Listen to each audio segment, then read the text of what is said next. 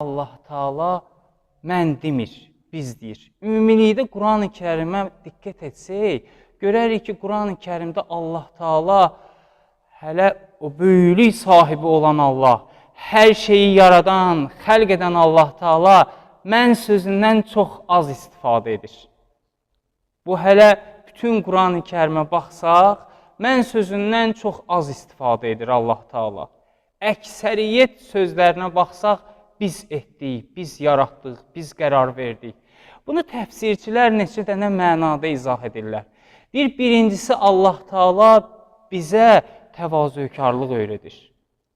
Yəni, bu qədər şeyi mən yaratdığım halda biz deyirəmsə, siz kiçik bir iş gördüyünüz halda mənəm eləməyin. Allah Taala bizə biz olmağı öyrədir. Yəni, vəhdət olmağı, birlik olmağı öyrədir.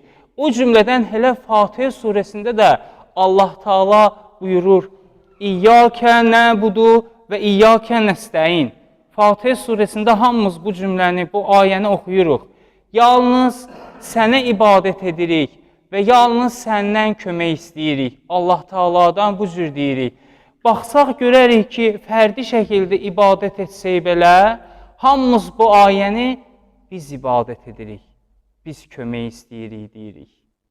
Allah Taala öyrədir ki, biz olun, cəm olun, vəhdət olun, parçalanmayın. Allah Taala bizlərə bunu aşılamaq istəyir, bizə öyrətmək istəyir ki, siz nə qədər bir olsunuz, siz nə qədər vəhdətdə olsunuz, siz nə qədər cəm olsunuz, o qədər güclüsünüz, o qədər qüvvətlisiniz.